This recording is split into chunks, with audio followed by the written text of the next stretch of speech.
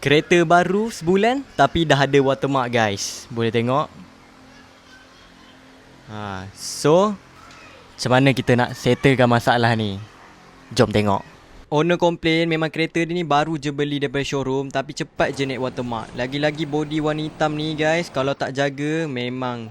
Sebab itulah owner kereta ni setuju nak ambil package polish and graphene coating yang boleh tahan dekat 2 tahun dia punya coating. Lepas tu dia tahu pula kita orang ada servis rumah ke rumah, boleh datang ke lokasi customer, dia panggil datang ke rumah dia dekat area Kuala Lumpur.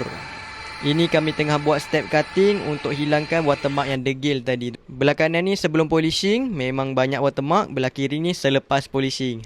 Berkilat kan. Jadi proses polishing ni ambil lebih kurang 3 ke 4 jam untuk potong-potong defect, bagi betul-betul cantik. Ini keadaan bumbung. Belah kanan ni selepas polishing memang clear. Door visor kereta ni pun penuh watermark guys. Nampak ni belah kanan. Belah kiri ni kita dah gosok-gosok sikit, hilangkan watermark.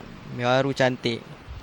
Kita gosok-gosok guna compound baru boleh hilang. Selepas polishing kita akan cuci balik kereta korang sebelum kita apply coating. Ini dia graphene coating tu, boleh tahan lebih kurang 2 tahun guys. Coating ni memang sangat berbaloi untuk perlindungan cat kereta korang. Daripada senang naik watermark, kotoran pun susah nak melekat kat bodi kereta. Bila ada coating ni pun bodi kereta korang akan nampak lebih berkilat, memang shining sangat. Jika korang berminat nak buat package macam ni, boleh wasabi nombor dekat bawah ataupun dekat bio profile kami. PM bagi tahu model kereta dan package yang berminat. Servis kami boleh datang ke rumah korang terus, cover seluruh Selangor and Kuala Lumpur.